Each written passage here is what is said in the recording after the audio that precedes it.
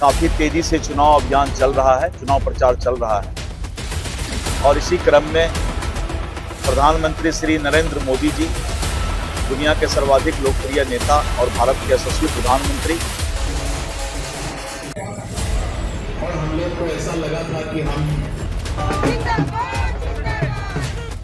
आपको बताना चाहता हूं, नीतीश कुमार जी के नेतृत्व में हम चुनाव लड़ रहे हैं, नीतीश कुमार के नेतृत्व में हम शासन कर रहे हैं। नमस्कार, आप देख रहे हैं भागलपुर न्यूज नेटवर्क। आज की बड़ी खबर भागलपुर से। भाजपा प्रदेश अध्यक्ष दिलीप जायसवाल ने विपक्ष पर तीखा हमला बोलते हुए कहा है कि महागठबंधन अब महालठबंधन बन गया है। एनडीए कार्यालय में आयोजित प्रेस कॉन्फ्रेंस के दौरान दिलीप जायसवाल ने कहा कि सीट बंटवारे को लेकर विपक्षी दलों के बीच गहरा मतभेद साफ तौर पर जनता के सामने आ चुका है। उन्होंने विपक्ष पर आरोप लगाया कि वे सिर्फ भ्रम फैलाने और झूठी बातें करने में लगा है। जायसवाल ने कहा कि चुनाव आयोग पर लगाए गए विपक्ष के आरोप पूरी तरह बेबुनियाद है। विपक्ष सिर्फ जनता को गुमराह कर रहा है। राहुल गांधी और तेजस्वी यादव पर निशाना साधते हुए उन्होंने कहा, दोनों नेताओं ने जननायक कर्पूरी ठाकुर की उपाधि को ही चोरी कर ली और अपने नाम में जननायक जोड़ लिया, जो जनता को बिल्कुल पसंद नहीं आया। भाजपा प्रदेश अध्यक्ष ने कहा कि आज विपक्ष के पास कोई ठोस मुद्दा नहीं है। कभी सोने का कटोरा तो कभी चांदी का चम्मच देने की बात कर जनता को बहकाने की कोशिश की जा रही है, लेकिन जनता सब जान चुकी है। उन्होंने दावा किया कि बिहार में एनडीए के पक्ष में माहौल है और 2025 में फिर से नीतीश कुमार के नेतृत्व में सरकार बनेगी। जनता नीतीश कुमार और एनडीए के साथ है। बिहार में विकास और स्थिरता का रास्ता यही है। प्रेस वार्ता के दौरान भागलपुर विधानसभा के एनडीए प्रत्याशी रोहित पांडे, भाजपा जिला अध्यक्ष Santosh Sah, Bihar media panelist doctor Preeti Shekhar समेत एनडीए के तमाम कार्यकर्ता मौजूद रहे। अंत में दिलीप जायसवाल ने कहा कि महागठबंधन अब महालठबंधन बन गया है और जनता 2025 में इसका जवाब जरूर देगी। श्रद्धा का महापर्व छठ पूजा का अंतिम अर्घ का दिन था। आप सभी लोगों को छठ पर्व, छठ पूजा की हार्दिक शुभकामनाएं।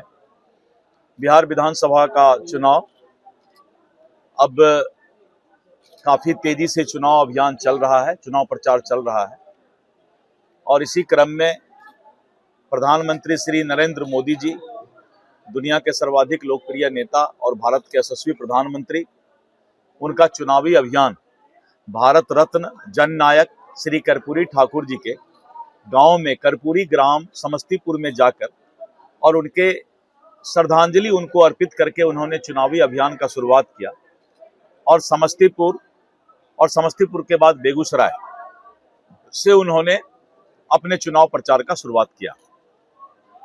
परसों 30 अक्टूबर को प्रधानमंत्री श्री नरेंद्र मोदी जी मुजफ्फरपुर एवं छपरा में चुनावी सभा को संबोधित करेंगे और उसके बाद 2 अक्टूबर को प्रधानमंत्री जी नवादा और नवादा के बाद आरा, भोजपुर और वहां से फिर शाम में आकर के पटना में रोड शो करेंगे।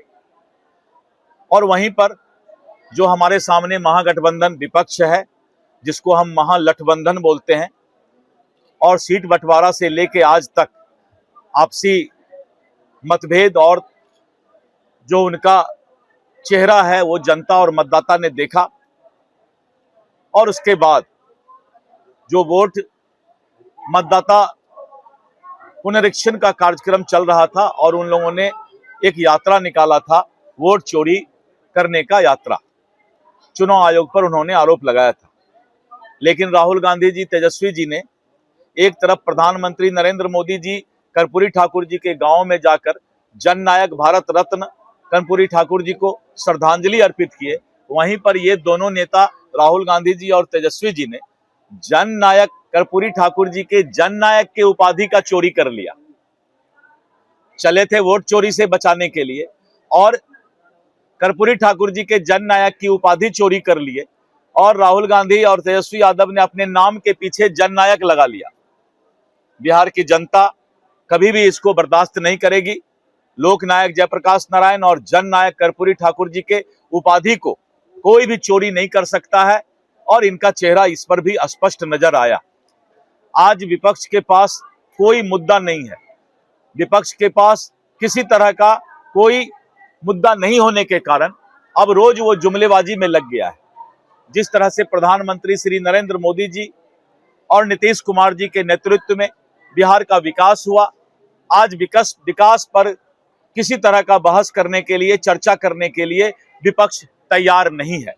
और अब आप देख लीजिएगा, आज मैं भागलपुर में बोलकर जा रहा हूं कि जो 10 दिन का चुनाव है, तेजस्वी यादव और राहुल गांधी अब जुमलेबाजी करना शुरू करेंगे। बोलेंगे सोना का कटोरा दे देंगे, चांदी का चम्मच दे देंगे, उसका ये बढ़ा देंगे, उसको वो दे देंगे। ये 10 दिन अब इनके पास चूंकि कोई मुद्दा नहीं है, तो उनका एक ही मुद्दा रह जाएगा, जुमलेबाजी करना। और मैं आज बोल रहा हूं, आप कल परसों से देखेंगे जुमलाबाजी उन लोगों का शुरू होगा। और वहीं पर नीतीश कुमार जी के नेतृत्व में बिहार जो है विकसित हो रहा है, बिहार का विकास रफ्तार पकड़ चुका है। और मुझे पूरा भरोसा है, उम्मीद है यहाँ के मतदाता पर कि बिहार के विकास को प्राथमिकता देते हुए, कानून के राज को प्राथमिकता देते हुए फिर से एनडीए की 2/3 से ज्यादा बहुमत से सरकार बनने जा रही है। मतदाताओं ने मन बना लिया है, चारों तरफ का माहौल एनडीए के पक्ष में है और पूरा विश्वास है कि एनडीए 14 नवंबर के बाद भारी बहुमत से सरकार बनाएगी। मैंने तो अच्छा, अभी लगता है आप नहीं थे यहाँ पर अभी। ओ अच्छा, जस्ट आए। ये जवाब जब मैंने दे दिया है कि 243 विधानसभा में जो एनडीए का सम्मेलन अभी सितंबर अक्टूबर में हुआ और जो जनवरी फरवरी महीना में इस वर्ष हमारा एनडीए कार्यकर्ता सम्मेलन बिहार के 38 जिला में हुआ, हमारा नारा ही यही था, 2025 फिर से नीतीश। गृह मंत्री जी ने कितना अच्छा बताया। उनसे पूछा कि प्रोसेस क्या है, तो प्रोसेस उन्होंने बताया। घोषणा हमको करना है ना। अरे मैं भारतीय